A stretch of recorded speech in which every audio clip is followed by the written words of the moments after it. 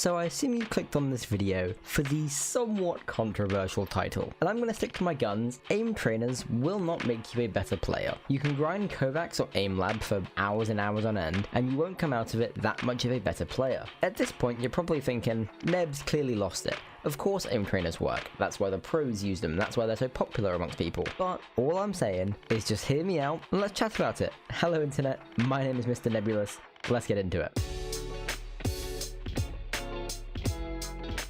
Just before we get into today's video, if you want to discuss anything Siege related, whether that's Pro League or just anything Siege related at all, I do stream on Twitch every Tuesday and Saturday, so feel free to drop a follow, links are down below.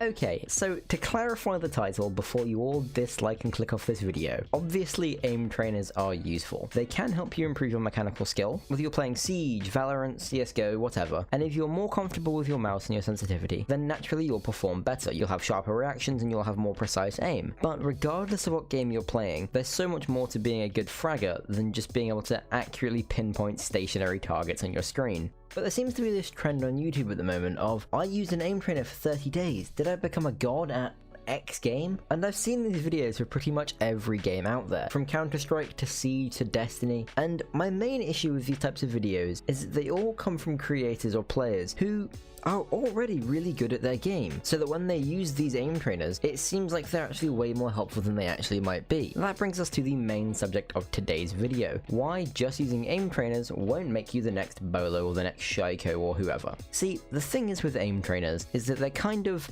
deceptively helpful, if that makes any sense. What I mean is that aim trainers will definitely help you practice your in-game sense and potentially make you more precise with your aim, but unless you've got a good grasp of the other fundamentals, you won't necessarily see much improvement. So that begs the question, what do I mean by the fundamentals? Well, skills like your positioning, your movement, your ability to control recoil and track your opponent, basically everything to do with your actual ability to take gunfights with your opponents. So if aim trainers aren't the answer, how can you practice being a better fragger? Well, first, let's talk about your positioning. The easiest way to break this down is to imagine you're in a 1vx situation. This kind of scenario is where your positioning can play a huge role in your ability to get the clutch. Your ideal goal should be to focus on only taking gunfights with one enemy at a time. This seems obvious, right? But what does this actually mean? Well, normally you'd have teammates watching your flanks for you, but in 1vx situations, you essentially need to be looking 360 degrees. And unless you're an alien creature, I don't think you're going to be doing that. So for the rest of us, we need to position ourselves within each gunfight that we take so that we're safe from as many lines of sight as possible other than the fight we're trying to take. So instead of being in a 1v3 situation, for example, you're essentially putting yourself into 3 separate 1v1 scenarios. Next up is your movement, which is a big part of your positioning, duh.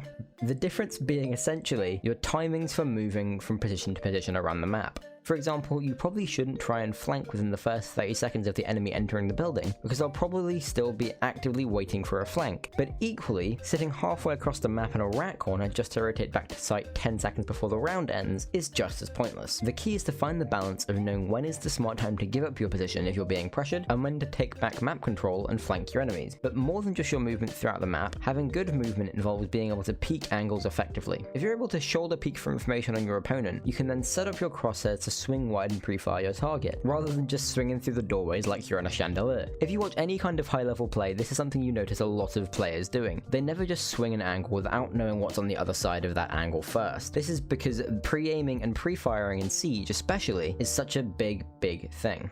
Last up, let's talk about the areas that aim trainers can actually help you with. Kind of. And that is enemy tracking. Obviously, when you're playing Siege, your enemies are always going to be wide swinging angles at 100 miles an hour, or you'll be shooting an enemy and manage to get a few shots off before they dip behind the cover of a soft wall. Well, if you can track the speed of your enemy well enough, then you don't need to worry about waiting for them to re-peek you. You can just easily trace them and get an easy wallbang. If you're playing most aim trainers like Kovaaks or Aim Lab, they'll generally have some kind of tracking minigame to help you with your mouse tracking. But this can only help you so much, especially in situations where you're facing players of different speeds like in Siege, combined with the fact that more than likely you're moving yourself, so the only really effective way of being able to practice your tracking and being able to practice tracing enemies is by literally just playing the game.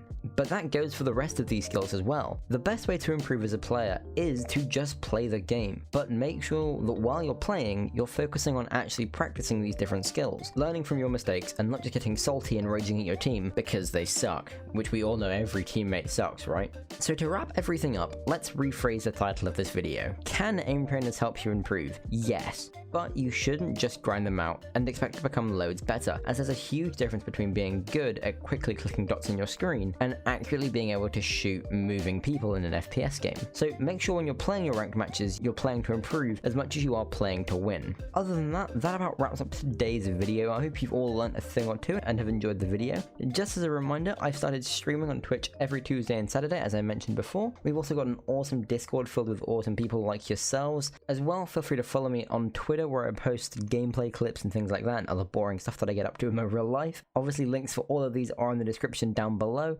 And as always, happy gaming.